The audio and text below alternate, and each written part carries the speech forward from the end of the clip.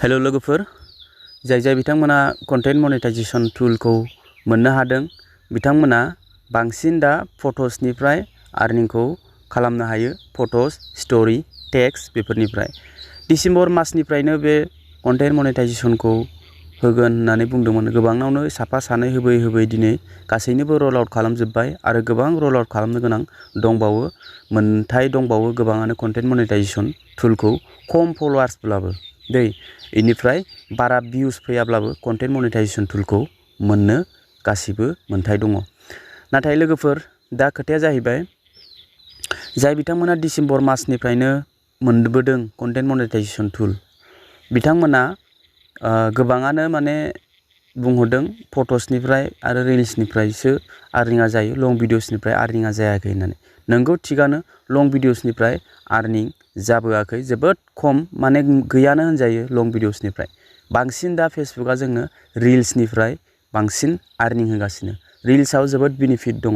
जाय बिथांमोना एड्स अन रिल्सआ सिगांनिफ्रायनो इनेबल जायाखै नो प्रब्लेम, नाथाय नै दा कन्टेन्ट मनेटाइजेशन टुल इनेबल जानाय लोगो लोगो नोंथाङा रिल्सनिफ्राय आर्निंखौ खालामनो हागोन। रिल्सआवनो बांसिन रां दं, नाथाय रिल्सखौ सानै हयै बानाय। इसिबां गोलाव नोंथाङा जुदि गावनि भइस अभार बानायो अब्ला 90 सेकेन्ड मिनिमाम नोंथाङा बानायनो हागोन। बिनिफ्राय जुदि नोंथाङा संग्स इउज खालामो अब्ला 9निफ्राय 15 सेकेन्डसिमल' नोंथाङा बानायनो हागोन। बेबो गोबां रिस्क दंबावो। सानै हयै नोंथाङा रिल्सखौ बानाय। रिल्सआ गोबां स्क्रल खालामनायावनो रिल्सआव आर्निं फैयो, नाथाय लं भिडिअसआव मिनिमाम 1 मिनिटखौ नोंथाङा नायथारनांगोन बा गुबुना नायथारनांगोन नोंथांनि भिडिअखौ, अब्लाबो आर्निं जाबावा। नोंथांनो 10K 20K बेफोरबायदि भिउस फैनांगोन फिसा फिसा आर्निंनि थाखाय आरो गिदिर आर्निंनि थाखायथ' मिलियन भिउस थानांगोन लं भिडिअसआव। बिदि नङा जे बबेबा समाव आर्निं जायो। सिगां फार्स्ट थांनाय बोसोराव बा थांनाय 5 मास 6 मास सिगां लं भिडिअसनिफ्रायबो एसे एनै आर्निं जायोमोन, नाथाय दा गैथारायानो होनजायो। नाथाय बिदि नङा जे कन्टेन्ट मनेटाइजेशन टुल हरनो थाखायसो बे आर्निंआ बेफोरबायदि जादों, बिदि नङा। बियो मानि थाखाय जादों बेखौ दा बुंनो हाया, जेबो आपडेट हराखै बिनि सायाव। खिन्थु आर्निंआ खम होननानै आं बयनिबो फ्राय मिथिदों आरो आंनियाबो आर्निंआ जोबोद खम लं भिडिअसनिफ्राय। नाथाय दा बे आर्निंआ मानि थाखाय खम बेखौ जोङो नोजोर होआलासिनो कन्टेन्टखौ फकास खालामोब्ला जोबोद मोजां जागोन। मानो होनोब्ला मा समाव जे फेसबुकआ आरो मा आपडेट हरो, फेसबुकनि जिथु एलगरिदम बेखौ जों दा जेबो हमनो हाला, जेबो आपडेटबो फैयाखै। नाथाय जोंनो दा मायाव रिल्सआव फकास खालामनो थिनदों बेफोरबायदि जाहैदों। बिनिखायनो दा रिल्सआव आर्निं बांसिन दं नालाय रिल्सखौ जोङो बांसिन गोसो होनांगौ। नाथाय लं भिडिअसखौबो जोङो हगारना दोननांगौ। फैगौ मास बेफोराव आपडेट जानो हागौ कि लं भिडिअसनिफ्रायबो जोङो आर्निंखौ एसेखिनि भिउसआव एसेखिनि जों मोननो हायो होननानै। बेनिखायनो गासैबो बिथिङावनो नोंथाङा गोसो होनांगोन। लं भिडिअसआवनो जा, रिल्सआवनो जा, बा टेक्स्ट फट'स स्ट'रिसआवनो जा। दा जोंनो कन्टेन्ट मनेटाइजेशन टुल फैनायनिफ्राय फट'सआव बांसिन आर्निंखौ नुनो मोनदों आरो रिल्सआवथ' जाखायोआनो।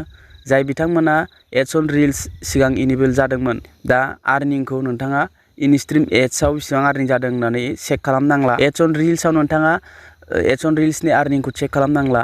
डाइरेक्ट कन्टेन्ट मनेटाइजेशन टुलखौ मोनदोंब्ला बे टुल्सआवनो नोंथाङा गासैबो एप्रक्सिमेट आर्निंखौ नोंथाङा नायनो हायो।